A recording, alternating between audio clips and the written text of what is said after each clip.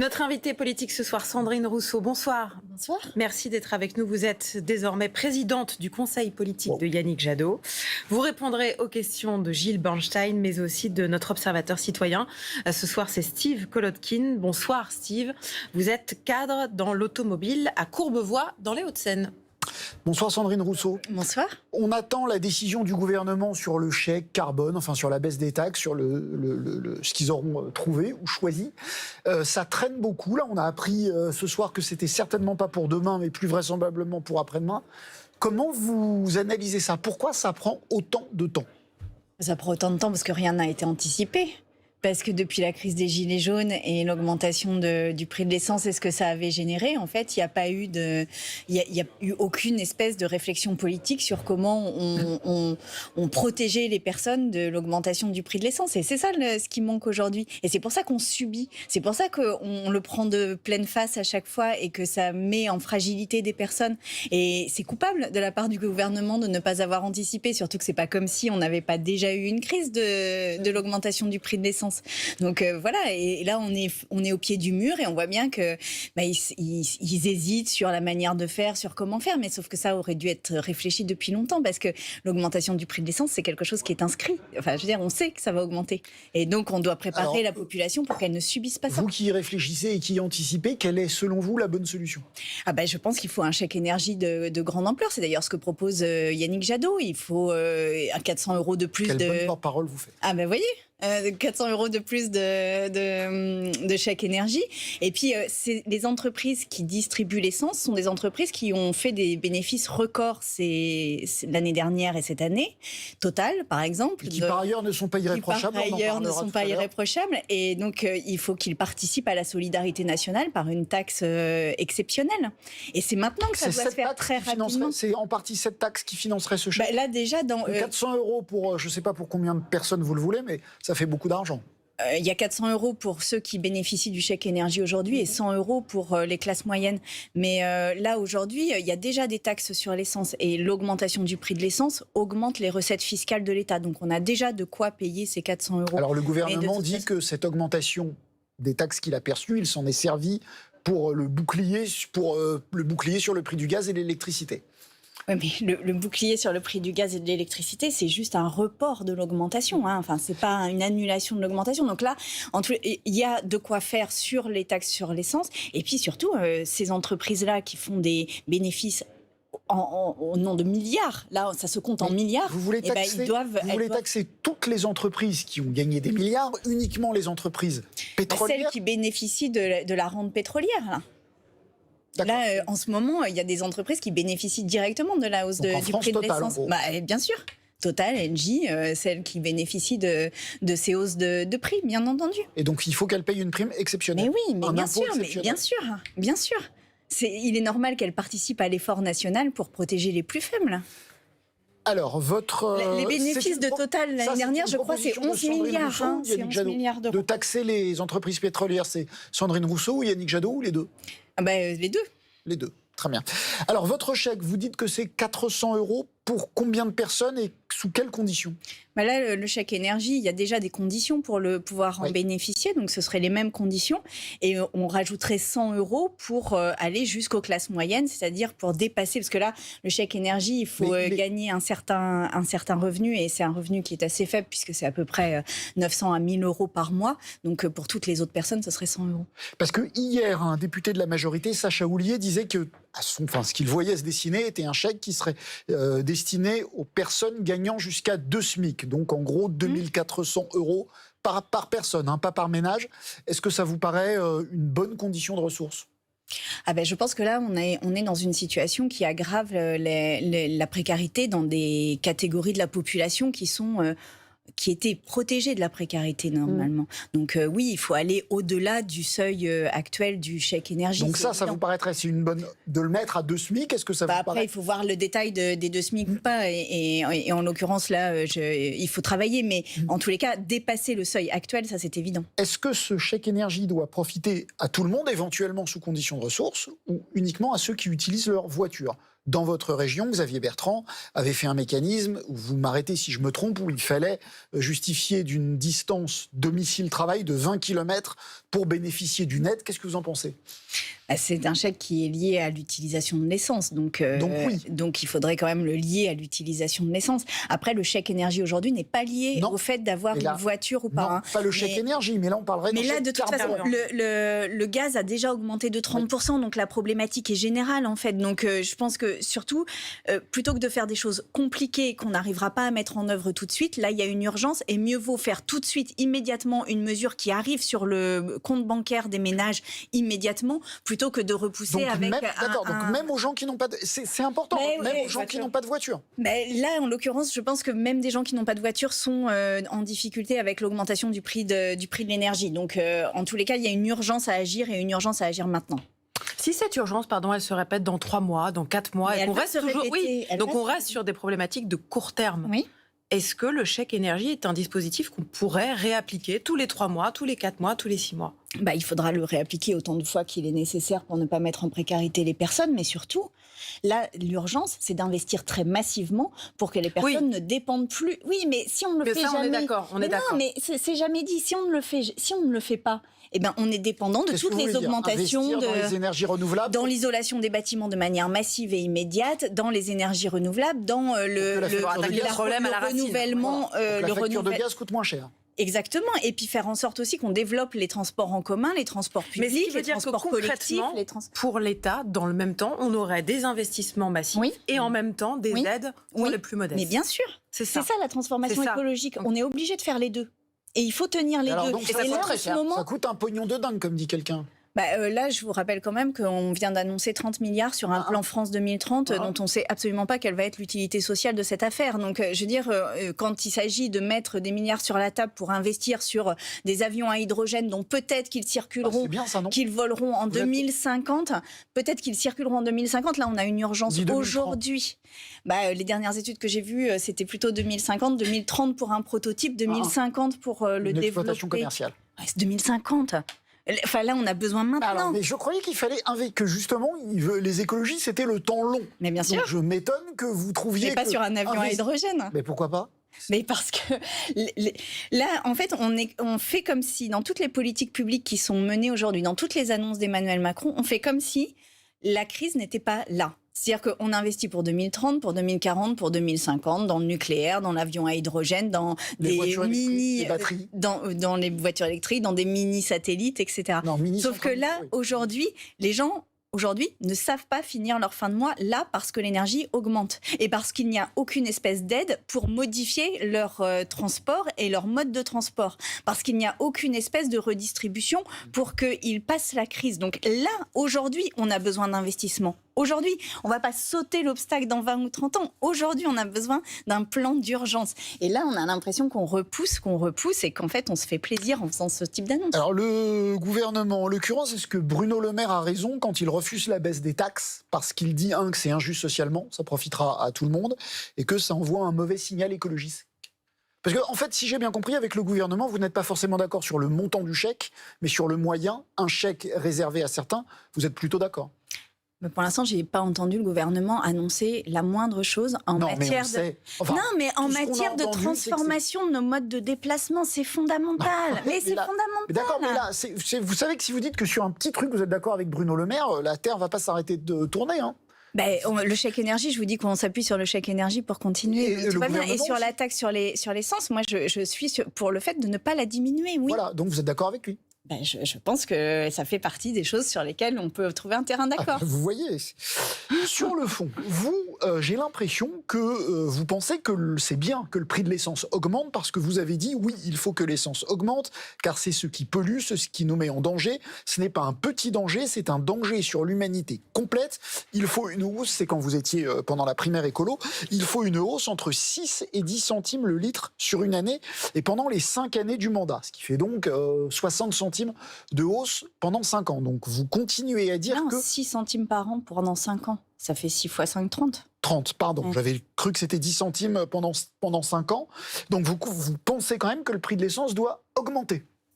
Mais je pense que dans la mesure où on doit lutter massivement contre le dérèglement climatique, dans la mesure où on doit limiter par exemple le transport des marchandises, on doit faire en sorte que émettre du carbone dans l'atmosphère soit quelque chose de compliqué et de coûteux.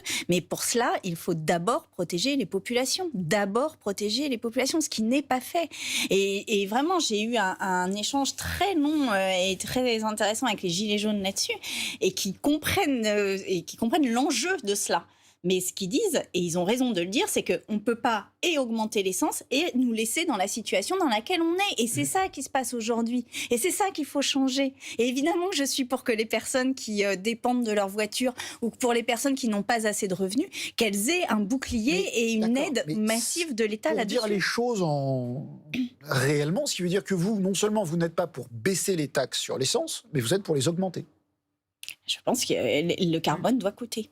Le carbone doit coûter. Il faut augmenter les taxes. Le carbone doit coûter. Oui, mais le carbone doit coûter. Non, mais moi, la question que j'ai envie de vous poser, c'est comment on fait ? Comment on fait pour faire en sorte que nos enfants vivent dans un monde qui ne soit pas, noyé sous les inondations, noyé sous les tempêtes, faire en sorte qu'on n'ait pas des sécheresses absolument massives, des hausses de température hallucinantes. Comment on fait d'accord, mais sauf que le prix de l'essence, il dépend du prix du baril et des taxes. Donc vous êtes... Oui, et c'est pour ça vous dites aux Gilets jaunes que vous croisez sur les ronds-points, vous leur dites, moi je veux augmenter les... Vous leur dites, moi je veux augmenter les taxes sur l'essence. Je leur dis, je fais en sorte que vous ne soyez plus dépendants du carbone. C'est ça que je veux faire. De faire en sorte que vous ne soyez plus dépendants des hausses de l'essence.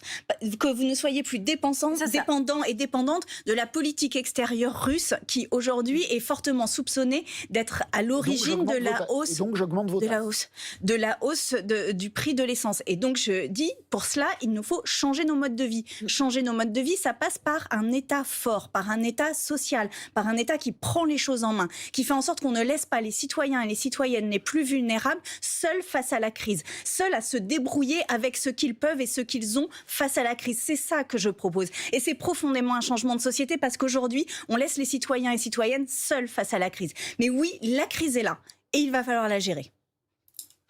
On va retrouver notre observateur citoyen, Steve Kolotkin, qui est cadre dans l'automobile à Courbevoie, dans les Hauts-de-Seine. Steve, je crois que vous voulez parler voiture, justement, avec Sandrine Rousseau. Ça tombe bien. Tout à fait. Bonsoir, Madame Rousseau. Bonsoir. Alors, je fais juste une petite parenthèse. Il y a un point que j'ai pas bien compris, effectivement, c'est donc on augmente les taxes et en même temps on donne des chèques carburant payés par les impôts des Français aux personnes pour payer ces augmentations de taxes. En tout cas, ce qui est sûr, c'est que les Français, et dont je fais partie, je les côtoie souvent. Ça s'appelle la redistribution et c'est l'outil de solidarité premier dans une société. Mais je ne vois pas l'intérêt d'augmenter les taxes dans ces cas-là. Mais c'était une parenthèse. En tout cas, moi qui travaille dans l'automobile et qui suis au quotidien, donc en échange avec des Français qui sont situés partout dans le pays, très clairement, et donc qui ont tout type de besoins, que ce soit professionnel ou personnel, utilisent leur véhicule. Aujourd'hui, très clairement, la France... Les Français ont besoin de leur véhicule pour se rendre à leur travail, ont besoin d'avoir parfois des gros véhicules, n'en déplaise à Madame Rousseau, des SUV notamment que vous avez jugé totalement inutiles, ou des véhicules break, ou des monospaces pour transporter une grande famille, pour pouvoir charger dans un coffre important une poussette, un lit superposé, enfin ce genre de choses. Moi je suis moi-même père de famille, j'ai bientôt 3 enfants. Concrètement, ça nécessite quand on se déplace de charger le véhicule, et donc on ne peut pas avoir que des petites citadines pour circuler. Et aujourd'hui, les Français sont demandeurs de véhicules. Alors bien sûr, les constructeurs automobiles font beaucoup d'efforts pour respecter les différentes normes, pour essayer d'être le plus écologique possible. Et j'entends qu'évidemment, il faut prendre soin de notre planète et que le monde de l'automobile doit prendre soin de la planète. Mais une chose est sûre, si en France, on est les seuls à prendre des réformes dans le monde, il ne se passera rien, si ce n'est qu'on va simplement pénaliser les Français par une politique qui va être très agressive vis-à-vis de leur quotidien et qui aura peut-être aucun effet ou des effets dans 40, 50, 60 ans. Donc concrètement, évidemment, il faut prendre des mesures, mais beaucoup plus doux et accompagner les Français dans le bon sens. Je vais vous prendre un dernier exemple. J'habite à Courbevoie, juste à côté de la ville de Paris, qui est très connue pour avoir une politique très dure envers l'automobile. Aujourd'hui, c'est impossible de circuler dans Paris en voiture, mais je vous invite, et vous le faites sûrement très souvent, prendre des transports en commun à Paris. C'est infernal, c'est bondé, c'est très désagréable. Enfin, la voiture, c'est pas tellement mieux, hein, franchement. Non, aujourd'hui, pas c'est tellement plus impossible de agréable. circuler dans Paris. Ah non, c'est impossible aujourd'hui de circuler dans Paris, mais parce que il y a eu des politiques menées qui ont rendu la circulation impossible. Il y a des travaux à chaque coin de rue, etc. Aujourd'hui, on fait la guerre aux Steve, automobilistes. On va Les laisser automobilistes, Sandrine aujourd'hui, Rousseau vous bon, répondre. Bien sûr. Merci Steve. Allez-y Sandrine Rousseau. Bon, alors déjà, sur les taxes, je rappelle que la taxe, c'est la TIPP et qu'on peut la baisser aussi. Donc voilà, il n'y a pas de sujet autour de ça. C'est-à-dire qu'on peut ajuster avec la TIPP et le montant de la TIPP. La Et par ailleurs- TIPCE. La TIPCE, vous avez raison, ça a évolué. Et par ailleurs, sur les SUV et sur les grosses voitures, c'est typiquement le type de choses que l'on peut changer sans diminuer son niveau de confort. Et un des enjeux dans la transformation du secteur dans lequel vous travaillez, l'automobile, c'est de faire en sorte que les véhicules pèsent beaucoup moins lourds, de sorte que l'on ait besoin de beaucoup moins d'essence pour les faire circuler. Et un Vous savez que les batteries, SUV c'est très lourd, aujourd'hui... par exemple, pour les véhicules électriques. Un SUV aujourd'hui est trop lourd pour le nombre de personnes que cela doit transporter. Et oui, les SUV font partie de ces objets que on peut continuer. Moi, je peux vous suivre et dire continuer. Si en effet, pour vous, c'est très très important d'avoir un SUV, on peut continuer. Mais dans ces cas-là, il va falloir diminuer d'autres choses dans notre mode de vie qui fassent que on diminue de 80% nos émissions de gaz à effet de serre d'ici 2050. Et donc, qu'est-ce qu'on modifie d'autre ? Est-ce que vous êtes prêt, par exemple, à ne plus du tout manger de viande ? Est-ce que vous êtes prêt à ne plus prendre l'avion ? Est-ce que vous êtes prêt ?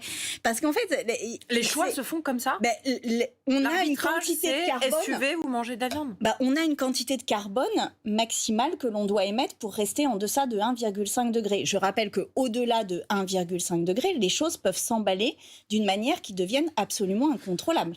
Donc pour rester en deçà d'1,5 degré, il faut faire des choix de diminution de nos émissions de Donc carbone. il n'y a pas de choix indolore. Il n'y a pas de choix qui soit magique en tous les cas. Ben oui, et c'est en cela que c'est aussi une question collective qui nous est posée de savoir quel choix on veut faire On va ensemble. demander à Et Steve que s'il le comprend. ça doit être quelque chose de démocratique et de collectivement choisi. Et c'est cela que l'on propose. Mais par contre, diminuer de 80% nos émissions de gaz à effet de serre d'ici 2050, ça va demander de changer des choses dans notre vie, oui. Steve, il va falloir faire des choix. Est-ce que vous le comprenez ? Alors, qu'il faille faire des choix pour sauver la planète, je suis complètement en phase, je ne suis pas du tout un climato-sceptique. Vous privez de votre SUV, pour être plus Il y aura clair. des choix Pardon. douloureux. Non, mais On n'y alors, arrivera moi, pas tant sans que j'ai un choix véhicule où je douloureux. peux transporter, tant que je peux transporter mes enfants et, entre guillemets, les bagages qui vont avec, j'ai évidemment pas d'état d'âme là-dessus. Mais pour répondre à Mme Rousseau, que se passerait-il si la France était le seul pays à faire des efforts drastiques et que les autres pays mondiaux nous suivaient pas? Non, mais ça, c'est un Et sujet. il n'y aurait aucune base à effet de serre. Ben non, c'est lié. C'est-à-dire qu'encore une fois, il ne faut pas faire. On ne peut pas être écolo tout seul. Non, mais ça, c'est un sujet très important. Mais le truc, c'est que avec ce raisonnement-là, personne ne commence, en fait. Et il faut qu'il y ait un pays qui commence. Et je propose que la France, dans la mesure où on a accueilli la COP21 et qu'on a été un pays qui s'est beaucoup enorgueilli d'être le lieu où le premier accord international était conclu sur le climat, eh bien, la France a une forme aussi de responsabilité que de montrer le chemin. Et par ailleurs, juste pour l'anecdote, puisque moi aussi j'ai 3 enfants et que je n'ai jamais dépassé, et que la voiture que j'ai actuellement c'est une Toyota Yaris, pour ne pas faire de publicité, mais pour vous dire que c'est quand même un petit modèle et que finalement je n'ai jamais dépassé ce modèle-là et qu'on vit comme ça parce que je suis partie en vacances avec mes enfants, on s'est déplacé et que on y arrive. Enfin, c'est pas non plus un sacrifice. Voilà, c'est pas le bagne. Et je vous assure vraiment qu'on a été une famille très heureuse et qu'on est parti en vacances. Je ne vois pas comment on met 3 sièges auto dans une Toyota Yaris. Ah ben, moi j'ai 3 enfants, ils ont tous logé. Merci Steve. Autre sujet, nos amis de complément d'enquête ont mis la main sur des documents qui prouvent que Total, la compagnie Total, aurait su les effets des énergies fossiles sur le climat depuis les années 70 et qu'ils auraient cherché en fait à construire une vérité alternative, minimisant la réalité du réchauffement climatique. Voici un extrait de l'enquête de Sandrine Fedel. Parmi les premières réactions ont bien entendu été de taxer les énergies fossiles. Il est donc évident que l'industrie pétrolière devra une nouvelle fois se préparer à se défendre. Alors, enquête à retrouver dans son intégralité sur France 3 dès 23h dans Complément d'enquête de Tristan, sur France 2 évidemment, dans Complément d'enquête présenté par Tristan Walex. Sandrine Rousseau, est-ce que vous avez été surprise par ces révélations ? Pas du tout surprise, mais par contre, quand même en colère de me dire que depuis 50 ans, on sait. Depuis le livre de Rachel Carson, Printemps silencieux, depuis le rapport Meadows, Halte à la croissance en 1972, depuis ces années-là, on sait. On sait qu'il va falloir changer nos modes de vie. Et si les changements que l'on a à faire aujourd'hui sont des changements importants, eh bien c'est aussi parce qu'on n'a rien fait jusqu'à présent. Et on n'a rien fait parce que des entreprises comme Total ont fait en sorte de brouiller le message scientifique et ont, comme l'industrie du tabac en son temps, perturbé les analyses scientifiques. Il faut des sanctions contre l'entreprise et contre ses dirigeants. Pour moi, ça relève de l'écocide. Et l'écocide. Oui, c'est un crime environnemental. Et je pense que par ailleurs, l'écocide doit rentrer dans notre code pénal bien davantage que ce qu'il ne l'est aujourd'hui. Et que oui, ces entreprises devraient répondre parce qu'elles nous mettent tout en danger et tous en danger. Et donc concrètement, les dirigeants de l'époque doivent être traduits en justice selon vous ? Je pense que oui. Comme l'affaire du diesel et des mensonges sur les émissions de particules fines, et comme l'industrie du tabac l'a fait en son temps, oui, parce que c'est un mensonge organisé, et en fait c'est un mensonge pour garantir sa propre position sur le marché, donc c'est un mensonge pour des intérêts privés. C'est la faute de ces dirigeants particulièrement peu scrupuleux, ou c'est de la faute du système capitaliste dans son ensemble qui finalement demande à chacun de faire des profits ? Je pense que c'est d'abord la responsabilité des chefs d'entreprise que de mettre en place une stratégie comme celle-ci. Et d'ailleurs, l'enquête le démontre bien. C'est-à-dire qu'il y a eu une stratégie mise en place, réfléchie, coordonnée. Donc, ils doivent répondre de cette stratégie. Et après, c'est au pouvoir public garant du bien commun. L'État est garant du bien commun que de remettre le bien commun au-dessus des intérêts privés, bien entendu. Est-ce que l'État, Total, enfin il y avait Elf et Total à l'époque, ça a longtemps été des entreprises publiques, est-ce que l'État, le ministre de l'Industrie, pouvait ne pas savoir ce que les dirigeants savaient ? Ça, c'est la question. Et donc, c'est pour ça qu'il faut une commission d'enquête parlementaire, je pense, pour savoir ce qui s'est passé à ce moment-là et mesurer les responsabilités. Parce que, encore une fois, aujourd'hui, on subit ça et on va le subir dans les années à venir de manière de plus en plus importante. Donc, on doit savoir où sont les responsabilités de ne rien avoir fait. D'avoir délibérément caché la vérité aux Français et aux Françaises et de nous avoir mis dans une situation où aujourd'hui les choix à faire sont des choix qui engagent notre avenir et qui sont parfois compliqués. Vous êtes persuadé que l'État a sa part de responsabilité ? Je pense que les politiques, en tous les cas sur le réchauffement climatique, je vous dis, les premières études et les premières alertes, elles datent de 1970 et 1972. Quand le rapport Meadows sort en 1972, on en parle jusqu'à la Commission européenne en disant que c'est un rapport gravissime et qu'il faut prendre des mesures. Depuis, on est dans la situation dans laquelle Donc les politiques ont semé le doute dans notre esprit sur la réalité du changement climatique ? Non, ils ont été dans le déni. Ils ont été dans le déni du réchauffement climatique et ils ont été dans le déni encouragés par des entreprises privées comme Total qui faisaient en sorte que les analyses scientifiques soient entachées de doute. C'est ça qui s'est passé. On va parler de la campagne de Yannick Jadot. Alors, il y a eu des flottements au début, on l'a vu. Est-ce que vous avez eu du mal à accepter votre défaite ? Pas du tout, et au contraire, je félicite Yannick Jadot pour sa victoire. Mais c'est pas on peut avoir du mal à accepter une défaite et féliciter le vainqueur. Non, mais que j'ai préféré gagner, ça fait pas tellement de doute. Enfin, sinon je me serais pas présentée. Mais enfin, je salue la victoire de Yannick Jadot et ce que j'ai dit dans les jours qui ont suivi, c'est quelque chose qui reste aujourd'hui très fort. C'est que la mobilisation qu'il y a eu et les idées que j'ai portées dans le débat politique, aussi dérangeantes parfois puissent-elles être, et aussi questionnantes puissent-elles être, doivent quand même avoir leur place dans une campagne pour la présidentielle. Vous en doutez ? Parce que... Vous avez peur que ça ne soit pas le cas ? Ah non, j'ai toute confiance en Yannick Jadot pour les porter, mais encore une fois, c'est quelque chose qui s'installe, c'est-à-dire qu'on sort d'une primaire. Et c'est pas à vous que je vais apprendre que le processus des primaires, c'est quand même un processus qui parfois est compliqué. C'est-à-dire qu'on a vu aussi des candidats et des candidates qui partaient juste après les primaires. Moi, je reste auprès de lui. Et je vais vous dire que je veux qu'il gagne. Je n'ai aucune espèce d'ambiguïté là-dessus. Est-ce que vous vous sentez libre de dire ce que vous pensez par rapport à ce que pense Yannick Jadot ? Bien sûr que je me sens libre. D'ailleurs, surtout si vous ne pensez pas la même chose. Ça s'est vu ce soir. Et quand on ne pensera pas la même chose, je dirais qu'on ne pense pas la même chose, mais que c'est lui le candidat. Vous n'avez pas donné de point de désaccord avec Yannick Jadot ce soir ? Non, mais je veux dire, quand vous m'avez posé la question de savoir si c'était ma proposition ou la sienne, eh bien, quand on ne sera pas d'accord, je peux dire aussi que c'est mon opinion et que je soutiendrai Yannick Jadot dans la décision qu'il prendra. Et que c'est ça aussi la politique. Faire de la politique autrement, c'est ne pas faire semblant. C'est dire que des fois, on peut aussi ne pas être d'accord, mais que l'important, c'est quand même que Yannick Jadot devienne président de la République. Voilà. Quelles sont vos ambitions politiques? Alors, j'ai lu ça tout à l'heure dans Le Parisien. Vous viseriez déjà la direction du parti Europe Écologie Les Verts lors du prochain congrès des Verts. Est-ce que c'est vrai?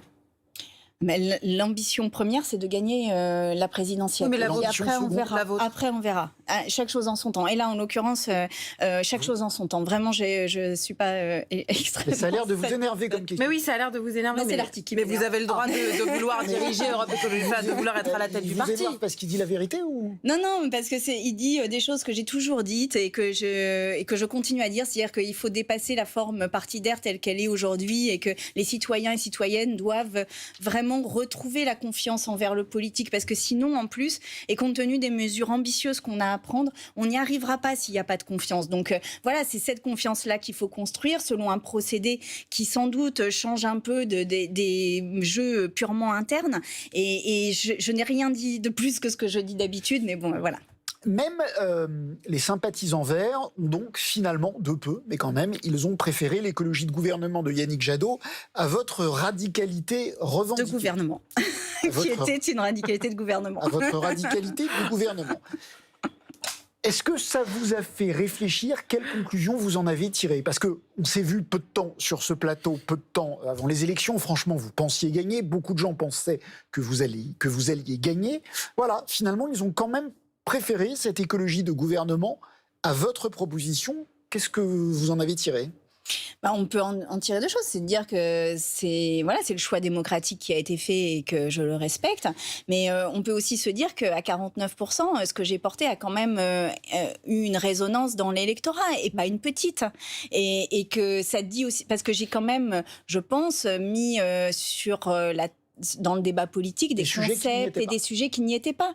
Et que manifestement, ces sujets ont trouvé une adhésion et que c'est cette dynamique-là qu'il nous faut trouver. Et en plus, donc, c'est ces sujets que vous voulez garder dans la campagne de Yannick Jadot. Oui, parce que je pense qu'en plus, l'alliance de ces deux choses-là, c'est-à-dire à la fois d'une forme d'écologie de gouvernement, comme vous le dites, mais qui, en fait, est une écologie que l'on connaît, qui est balisée et qu'on sait où elle va, et une écologie que je porte, qui est plus innovante, qui est sans doute un peu plus étonnante, mais qui apporte des nouveaux concepts et qui peut aussi gouverner, eh bien, l'ensemble de ces deux-là peut aller jusqu'à l'Élysée. Donc, c'est ça qu'il nous faut jouer aujourd'hui. Et en tous les cas, moi, je prendrai toute ma part dans cette aventure. Donc, on a compris que vous êtes une présidente. Vous êtes quoi? Présidente du comité? Ça veut dire quoi exactement? Politique. Présidente du comité Qui politique. ne sera pas inerte. On va parler de Jean-Michel Blanquer qui a dit la chose suivante, la phrase qu'on va voir: si vous devenez professeur, vous transmettez les valeurs de la République, et si vous ne les transmettez pas, je crois qu'il y en a éventuellement qu'on a dû enlever pour faute de place, éventuellement sortez de ce métier. Alors, cette phrase du ministre a énormément fait réagir certains profs qui ont même appelé à sa démission. Un ministre qui demande aux profs de transmettre les valeurs de la République, franchement, qu'est-ce qu'il y a de choquant là-dedans? Non, mais c'est une phrase de Jean-Michel Blanquer qui prend la suite d'un observatoire sur ma question d'après. Sur la République, et c'est en fait une phrase qui est lancée dans le débat public pour moi pour faire diversion sur une année et demie qui a été une année et demie de souffrance inouïe à l'école, et pour les élèves et pour les enseignants et enseignantes. Donc là, vous bottez en touche. Ah non, je botte pas en touche. Alors donc, qu'un ministre de l'Éducation appelle les enseignants à... je vous dis, il fait diversion. Là, il fait une chasse aux sorcières pour faire diversion. À transmettre les valeurs de la République, vous n'avez pas de problème avec ça? Les valeurs de la République, c'est l'égalité. Depuis 1 an et demi, il n'y a pas eu une mesure d'égalité depuis la gestion du Covid par ce gouvernement et par Jean-Michel Blanquer. Depuis 1 an et demi, on laisse les enseignants face aux élèves dans toutes les écoles de France. On ne s'est pas interrogé de savoir si les élèves étaient en mesure et en capacité de suivre les cours depuis leur maison, d'avoir des ordinateurs à disposition et de raccrocher à l'école. Ça fait 1 an et demi que l'égalité n'est pas un mot dans la bouche du ministre. C'est une des valeurs de la République. Elle est écrite partout au fronton de tous les bâtiments publics. Et là, il vient nous faire la leçon sur les valeurs de la République. Mais quelles valeurs de la République? Pourquoi faire? L'égalité en est une. Ça fait 1 an et demi qu'on n'en parle pas. Et je pense que cette phrase-là sert juste d'épouvantail pour ne pas voir la catastrophe qui se joue dans cette rentrée. Ce même ministre de l'Éducation, il a mis en place un think tank, le laboratoire de la République, l'a-t-il appelé, destiné à combattre l'idéologie woke. Alors je vais rappeler ce qu'est l'idéologie woke, c'est un terme qui vient de l'anglais awake, littéralement éveillé, et donc éveillé sur les problèmes de justice sociale et d'égalité raciale. Est-ce que vous êtes woke? Est-ce que vous vous sentez visé par ce laboratoire? En tous les cas, je suis sensible aux inégalités, oui, et aux inégalités de toutes sortes et de tous ordres. Et je ne vois pas au nom de quoi un ministre met en place un laboratoire de cet ordre-là, alors que derrière, il enclenche une forme de chasse aux sorcières au sein de l'enseignement. Et c'est dire la défiance et c'est dire le manque de confiance qu'il a dans les enseignants et enseignantes, qui pourtant ont fait un travail mais incroyable pendant le confinement. Incroyable, c'est-à-dire qu'ils ont tenu l'école eux seuls. Eux seuls, sans directive claire, sans adaptation, avec des masques les premiers masques qui étaient dangereux pour leur santé. Souvenons-nous de ça. Les premiers masques qui ont été distribués étaient dangereux pour la santé des profs. Ils ont tenu cette école à bout de bras pendant 1 an et demi, et là on vient faire une leçon de morale et de défiance. Je pense que c'est tout à fait. Est-ce que le terme de woke vous dérange quand on vous demande si vous êtes woke? Est-ce que vous répondez woke, oui de manière naturelle ou pas du tout? Le mot woke, c'est un mot qui vient des conflits et de la lutte afro-américaine dans les usines, dans des conditions qui étaient les pires. Donc moi, je ne m'approprie pas. Oui. Moi, je m'approprie pas un concept qui vient d'un autre contexte et qui a fait des morts et qui a été le lieu de lutte très importante et très violente. Donc voilà, je respecte les personnes qui ont mené ces luttes et vraiment gloire à elles de l'avoir fait. Mais parce que ça a permis plus d'équité. Donc je fais pas d'appropriation. Maintenant, si vous voulez me dire que je suis éveillée aux inégalités, oui, je le suis et j'en suis fière.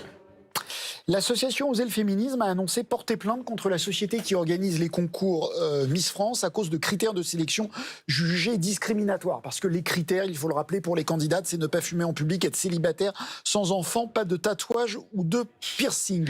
Est-ce que vous soutenez cette initiative? Est-ce qu'il faut interdire ce genre de concours? C'est pas vous qui avez lutté pour le féminisme qui allez me reprocher de poser ce genre de questions? Mais au contraire, bon. Mais tant mieux qu'on pose ces questions-là, parce que c'est quand même des critères qui sont des critères de bonne moralité qui datent à peu près du 19e siècle. Enfin, savoir qu'une Miss France fume ou pas en public, à la limite qu'elle participe à une campagne de santé publique pour l'arrêt du tabac, très bien, mais enfin, on va pas faire des enquêtes de moralité. Et là, on est vraiment sur un concours qui date du siècle dernier. Mais même sans ces critères, est-ce qu'un concours comme ça, basé sur le physique des femmes, est-ce que c'est... Enfin... Je sais que c'est un concours qui est très populaire et je sais qu'il est très regardé. Je sais qu'il y a beaucoup de gens qui regardent Miss France. Moi, je dis juste que c'est pas un concours qui ni valorise véritablement les femmes, ni valorise vraiment leurs engagements, leur intelligence et leur place dans la société. Et je pense que ça ramène encore une fois les femmes à leur corps et que ça n'est pas le concours sur lequel je m'enthousiasmerai. Permettez-moi au moins de ne pas entrer là-dedans.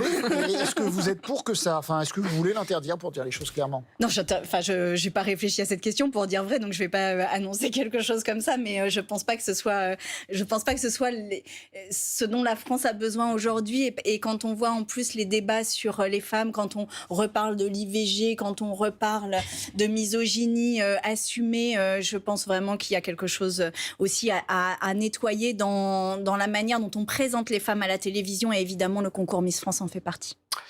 On vous a pas encore parlé d'Éric Zemmour ce soir, donc je crois que c'est le temps est venu. On va voir l'image, vous l'avez certainement vu, il visitait un salon d'armement, et donc on regarde l'image. Monsieur le Président, M. Zemmour, ouais. Vous serez protégé par ces armes-là. D'accord. Ça rigole plus, là. Laissez-vous, là.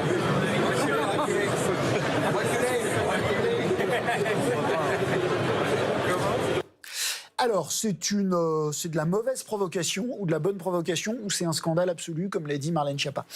Mais c'est la tactique politique d'Éric Zemmour est de faire en sorte qu'il y ait des provocations les plus inacceptables qui soient pour qu'on soit obligé d'en parler. Donc je n'en parlerai pas.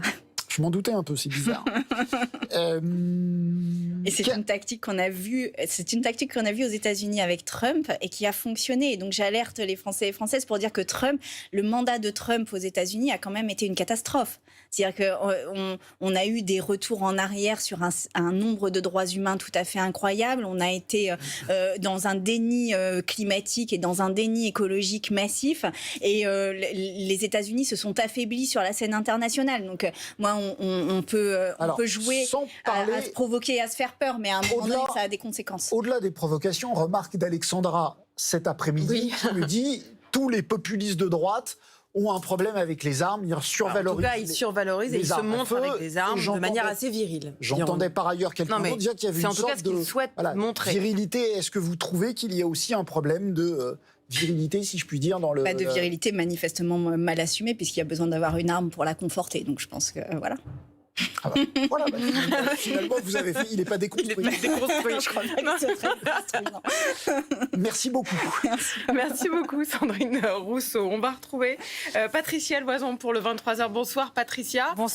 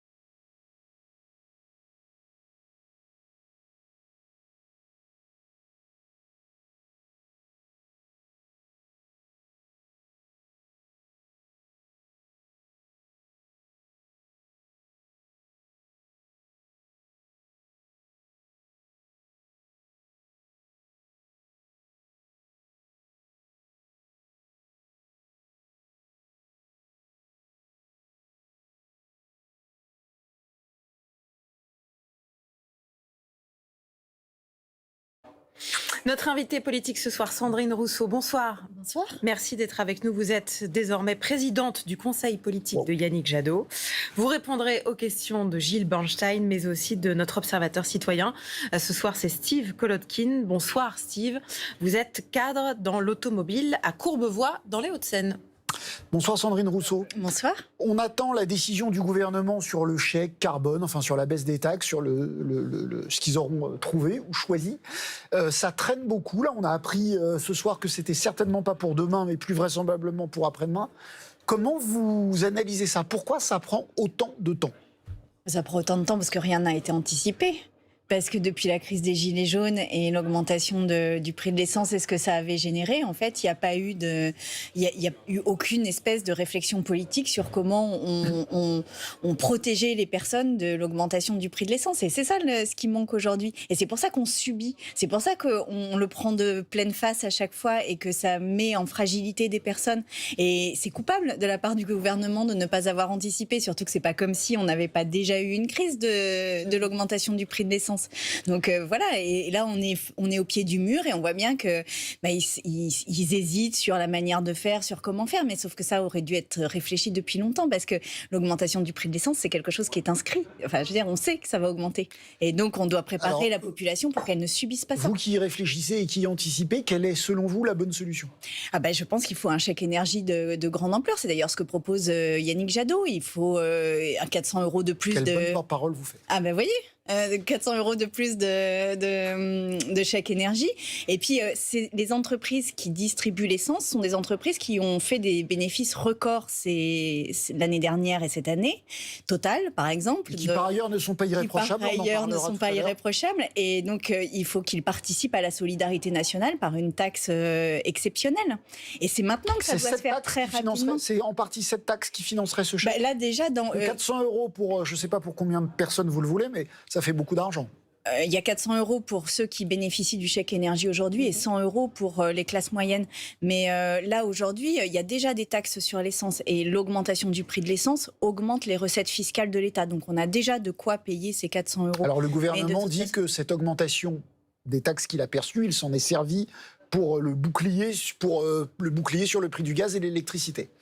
Oui, mais le bouclier sur le prix du gaz et de l'électricité, c'est juste un report de l'augmentation. Enfin, c'est pas une annulation de l'augmentation. Donc là, il y a de quoi faire sur les taxes sur l'essence. Et puis surtout, ces entreprises-là qui font des bénéfices au nom de milliards, là, ça se compte en milliards. Vous voulez taxer toutes les entreprises qui ont gagné des milliards, uniquement les entreprises pétrolières? Celles qui bénéficient de la rente pétrolière, là. Là, en ce moment, il y a des entreprises qui bénéficient directement de la hausse du prix de l'essence. Bien sûr.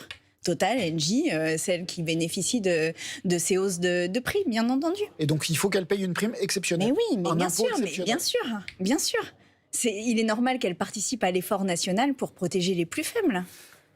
Alors, les bénéfices de Total l'année dernière, je crois, c'est 11 milliards. C'est 11 milliards d'euros. De taxer les entreprises pétrolières, c'est Sandrine Rousseau ou Yannick Jadot ou les deux? Les deux. Les deux, très bien. Alors, votre chèque, vous dites que c'est 400 € pour combien de personnes et sous quelles conditions? Là, le chèque énergie, il y a déjà des conditions pour pouvoir en bénéficier, donc ce seraient les mêmes conditions. Et on rajouterait 100 € pour aller jusqu'aux classes moyennes, c'est-à-dire pour dépasser, parce que là, le chèque énergie, il faut gagner un certain revenu, et c'est un revenu qui est assez faible, puisque c'est à peu près 900 à 1000 € par mois. Donc pour toutes les autres personnes, ce serait 100 €. Parce que hier, un député de la majorité, Sacha Houlié, disait que ce qu'il voyait se dessiner était un chèque qui serait destiné aux personnes gagnant jusqu'à 2 SMIC. Donc, en gros, 2400 € par personne, pas par ménage. Est-ce que ça vous paraît une bonne condition de ressources? Je pense que là, on est dans une situation qui aggrave la précarité dans des catégories de la population qui étaient protégées de la précarité normalement. Donc oui, il faut aller au-delà du seuil actuel du chèque énergie. Donc ça vous paraîtrait, c'est une bonne de le mettre à 2 SMIC? Est-ce que ça vous paraît? Après, il faut voir le détail des 2 SMIC ou pas. Et en l'occurrence, là, il faut travailler. Mais en tous les cas, dépasser le seuil actuel, ça c'est évident. Est-ce que ce chèque énergie doit profiter à tout le monde, éventuellement sous condition de ressources, ou uniquement à ceux qui utilisent leur voiture? Dans votre région, Xavier Bertrand avait fait un mécanisme, où vous m'arrêtez si je me trompe, où il fallait justifier d'une distance domicile-travail de 20 km pour bénéficier d'une aide. Qu'est-ce que vous en pensez?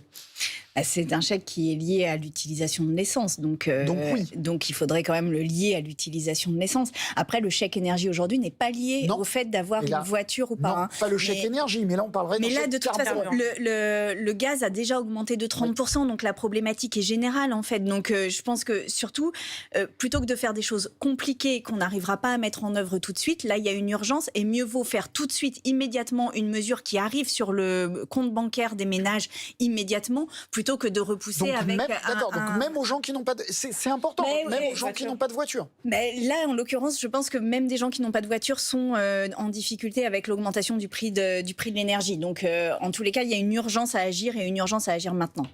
Si cette urgence, elle se répète dans 3 mois, dans 4 mois, et qu'on reste toujours... on reste sur des problématiques de court terme. Oui.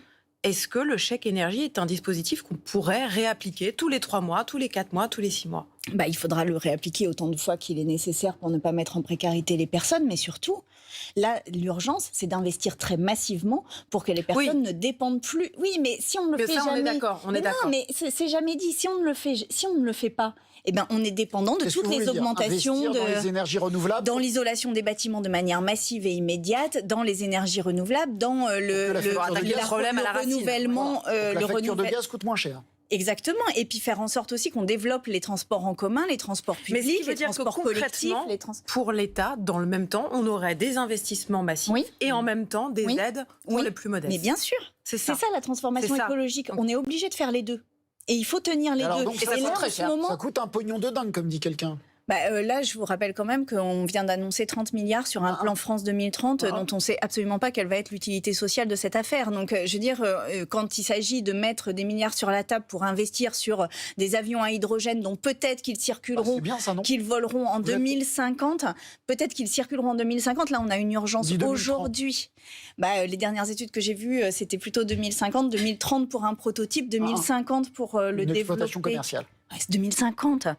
Enfin, là, on a besoin maintenant. Alors, mais je croyais qu'il fallait que justement, les écologies, c'était le temps long. Mais bien sûr. Donc, je m'étonne que vous trouviez. Mais pas sur un avion à hydrogène. Mais pourquoi pas? Mais parce que là, en fait, on fait comme si, dans toutes les politiques publiques qui sont menées aujourd'hui, dans toutes les annonces d'Emmanuel Macron, on fait comme si la crise n'était pas là. C'est-à-dire qu'on investit pour 2030, pour 2040, pour 2050, dans le nucléaire, dans l'avion à hydrogène, dans des mini batteries, dans les voitures électriques, dans des mini-satellites, etc. Sauf que là, aujourd'hui, les gens ne savent pas finir leur fin de mois là parce que l'énergie augmente et parce qu'il n'y a aucune espèce d'aide pour modifier leur transport et leur mode de transport. Parce qu'il n'y a aucune espèce de redistribution pour qu'ils passent la crise. Donc là, aujourd'hui, on a besoin d'investissement. Aujourd'hui, on ne va pas sauter l'obstacle dans 20 ou 30 ans. Aujourd'hui, on a besoin d'un plan d'urgence. Et là, on a l'impression qu'on repousse et qu'en fait, on se fait plaisir en faisant ce type d'annonce. Alors, le gouvernement, en l'occurrence, est-ce que Bruno Le Maire a raison quand il refuse la baisse des taxes parce qu'il dit, que c'est injuste socialement, ça profitera à tout le monde, et que ça envoie un mauvais signal écologiste? Parce que, en fait, si j'ai bien compris, avec le gouvernement, vous n'êtes pas forcément d'accord sur le montant du chèque, mais sur le moyen, un chèque réservé à certains, vous êtes plutôt d'accord? Mais pour l'instant, je n'ai pas entendu le gouvernement annoncer la moindre chose en matière de transformation de nos modes de déplacement. C'est fondamental. Mais c'est fondamental. D'accord, mais là, vous savez que si vous dites que sur un petit truc, vous êtes d'accord avec Bruno Le Maire, la Terre ne va pas s'arrêter de tourner. Le chèque énergie, je vous dis qu'on s'appuie sur le chèque énergie pour continuer. Et sur la taxe sur l'essence, moi, je suis pour le fait de ne pas la diminuer. Oui. Voilà, donc vous êtes d'accord avec lui? Je pense que ça fait partie des choses sur lesquelles on peut trouver un terrain d'accord. Vous voyez, sur le fond, j'ai l'impression que vous pensez que c'est bien que le prix de l'essence augmente parce que vous avez dit, oui, il faut que l'essence augmente, car c'est ce qui pollue, ce qui nous met en danger. Ce n'est pas un petit danger, c'est un danger sur l'humanité complète.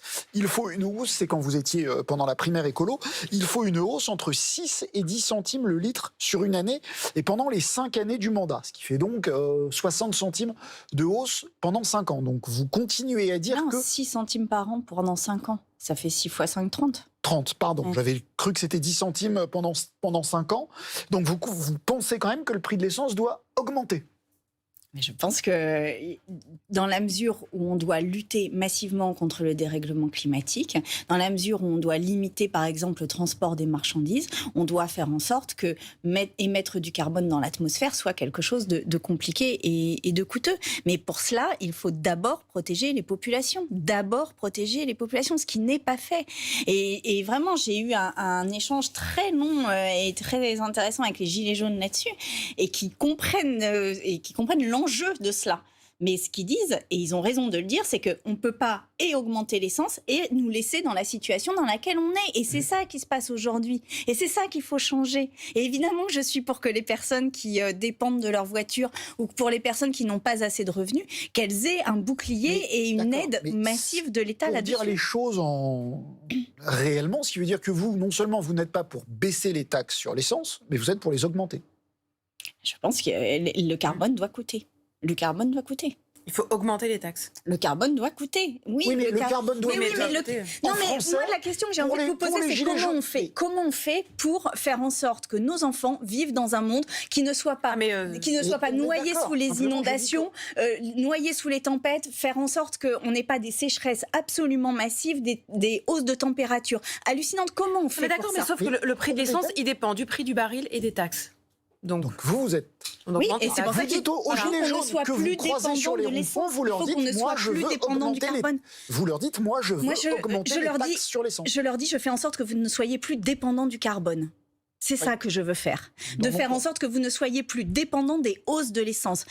Que vous ne soyez plus dépendant et dépendante de la politique extérieure russe qui aujourd'hui est fortement soupçonnée d'être à l'origine de la hausse. Donc j'augmente vos taxes.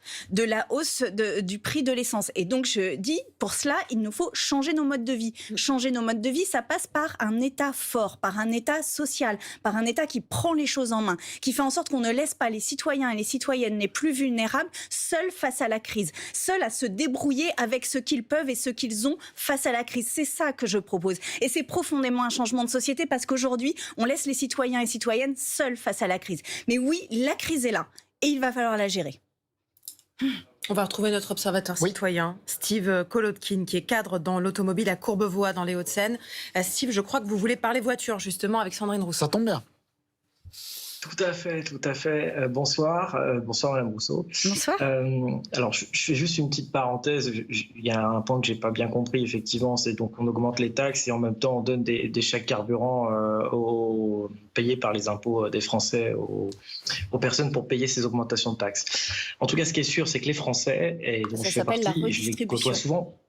Ça s'appelle la redistribution Je vais- et c'est l'outil de solidarité premier dans une société. Mais je vois pas l'intérêt d'augmenter les taxes dans ces cas-là. Mais c'était une parenthèse. En tout cas, moi qui travaille dans l'automobile et qui suis au quotidien, donc en échange avec des Français qui sont situés partout dans le pays, très clairement, et donc qui ont tout type de besoins, que ce soit professionnel ou personnel, utilisent leur véhicule. Aujourd'hui, très clairement, la France, les Français ont besoin de leur véhicule pour se rendre à leur travail, ont besoin d'avoir parfois des gros véhicules, n'en déplaise à Madame Rousseau, des SUV notamment que vous avez jugé totalement inutiles, ou des véhicules break, ou des monospaces pour transporter une grande famille, pour pouvoir charger dans un coffre important une poussette, un lit superposé, enfin ce genre de choses. Moi, je suis moi-même père de famille, j'ai bientôt 3 enfants. Concrètement, ça nécessite, quand on se déplace, de charger le véhicule, et donc on ne peut pas avoir que des petites citadines pour circuler. Et aujourd'hui, les Français sont demandeurs de véhicules. Alors bien sûr, les constructeurs automobiles font beaucoup d'efforts pour respecter les différentes normes, pour essayer d'être le plus écologique possible. Et j'entends qu'évidemment, il faut prendre soin de notre planète et que le monde de l'automobile doit prendre soin de la planète. Mais une chose est sûre, si en France, on est les seuls à prendre des réformes dans le monde, il ne se passera rien, si ce n'est qu'on va simplement pénaliser les Français par une politique qui va être très agressive vis-à-vis de leur quotidien et qui aura peut-être aucun effet ou des effets dans 40, 50, 60 ans. Donc concrètement, évidemment, il faut prendre des mesures, mais beaucoup plus doux et accompagner les Français dans le bon sens. Je vais vous prendre un dernier exemple. J'habite à Courbevoie, juste à côté de la ville de Paris, qui est très connue pour avoir une politique très dure envers l'automobile.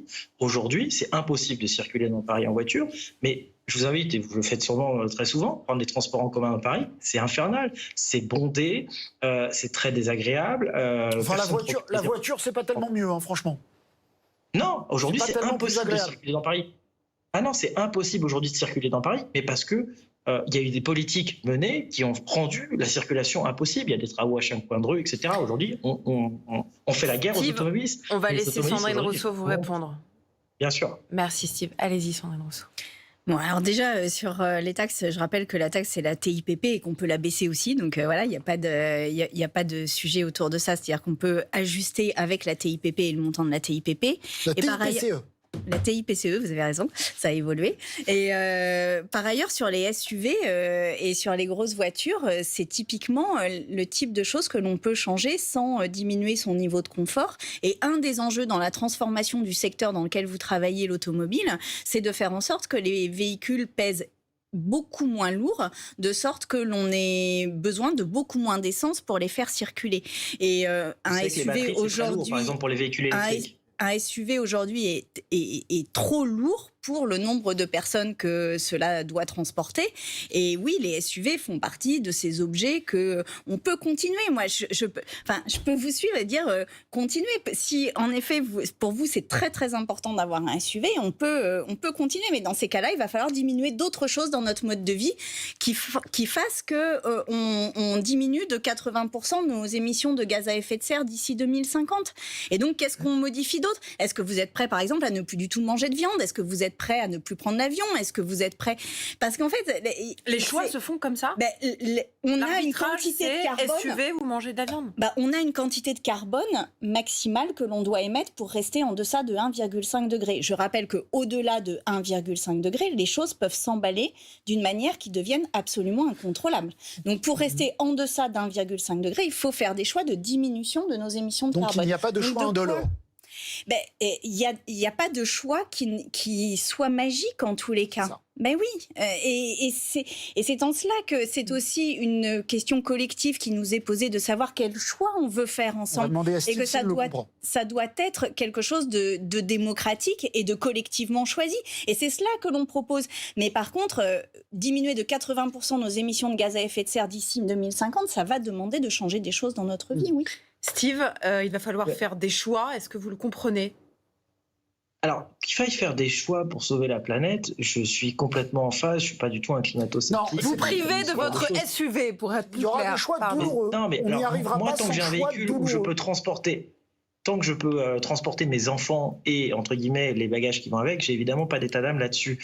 Mais pour répondre à Mme Rousseau, que se passerait-il si la France était le seul pays à faire des efforts drastiques et que les autres pays mondiaux nous suivaient pas? Non, mais ça, c'est un sujet. Il n'y aurait aucune base à effet de serre. Non, c'est lié. C'est-à-dire qu'encore une fois, il ne faut pas faire... on ne peut pas être écolo tout seul. Non, mais ça, c'est un sujet très important. Mais le truc, c'est qu'avec ce raisonnement-là, personne ne commence, en fait. Et il faut qu'il y ait un pays qui commence. Et je propose que la France, dans la mesure où on a accueilli la COP21 et qu'on a été un pays qui s'est beaucoup enorgueilli d'être le lieu où le premier accord international était conclu sur le climat, eh bien, la France a une forme aussi de responsabilité que de montrer le chemin. Et par ailleurs, juste pour l'anecdote, puisque moi aussi j'ai 3 enfants et que je n'ai jamais dépassé, et que la voiture que j'ai actuellement c'est une Toyota Yaris, pour ne pas faire de publicité, mais pour vous dire que c'est quand même un petit modèle et que finalement je n'ai jamais dépassé ce modèle-là et qu'on vit comme ça parce que je suis partie en vacances avec mes enfants, on s'est déplacé et que on y arrive. Enfin, c'est pas non plus un sacrifice. Voilà, c'est pas le bagne. Et je vous assure vraiment qu'on a été une famille très heureuse et qu'on est parti en vacances. Je ne vois pas comment on met 3 sièges auto dans une Toyota Yaris. Moi, j'ai 3 enfants, ils ont tous logé. Merci Steve. Autre sujet, nos amis de complément d'enquête ont mis la main sur des documents qui prouvent que Total, la